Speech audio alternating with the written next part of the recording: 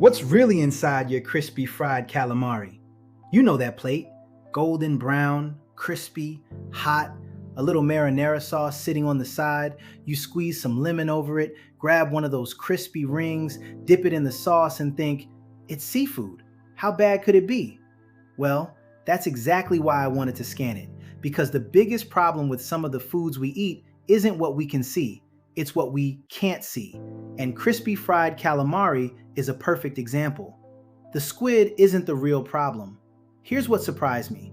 The calamari itself isn't necessarily the villain. Squid can provide protein, vitamin B12, selenium, and other nutrients.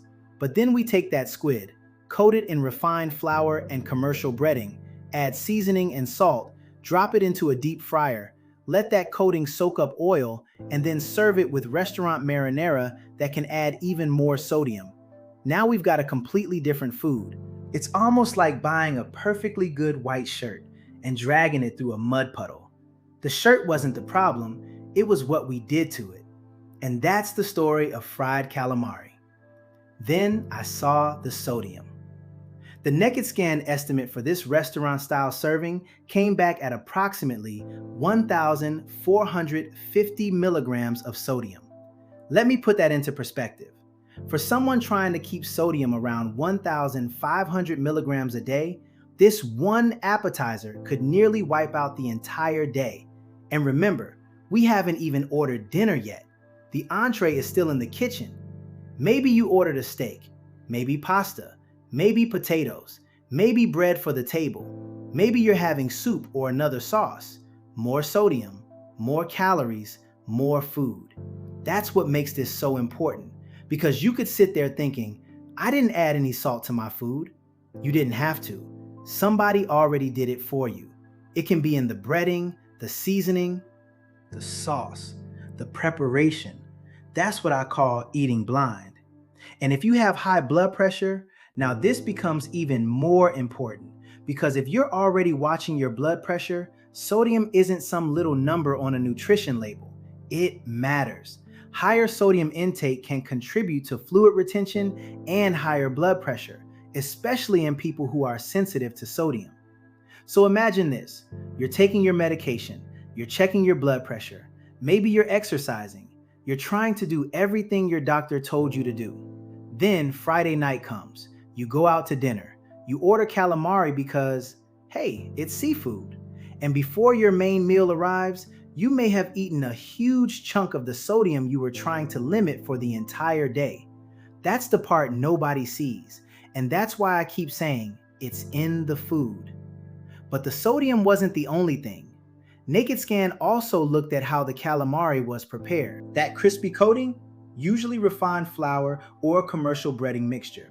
And that matters because refined breading adds fast digesting carbohydrates while also creating the perfect surface for absorbing fryer oil. Think about a sponge. That's basically what that crispy coating can become. It hits the oil and starts absorbing it. That beautiful golden crunch we love, that's not just squid anymore. Now you've got breading, oil, sodium, and extra calories coming along for the ride. Now let's talk about that fryer. This is something most customers never think about. You see your calamari for maybe 15 minutes, but you don't see the fryer. You don't know what oil is being used. You don't know how the restaurant manages that oil. And repeated high temperature frying can degrade cooking oils and create oxidation products. That's one reason I don't want to just know what food I'm eating. I want to know what happened to that food before it reached my plate, because preparation changes everything. Grilled squid and deep-fried, heavily breaded calamari may start with the same animal, but nutritionally, those can be two very different meals.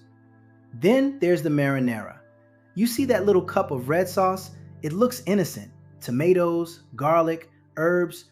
What could possibly go wrong? Commercial restaurant sauces can contain significant sodium, and some recipes contain added sugar and oil. So now the thing you're dipping your salty fried food into can add even more sodium. That's the trap. We judge food by what we can see.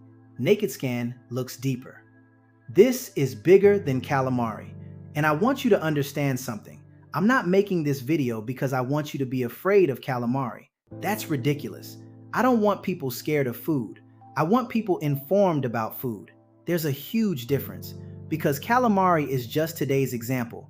Tomorrow, it could be your salad dressing, your frozen dinner, your breakfast sandwich, your healthy soup, your protein bar, your favorite restaurant meal.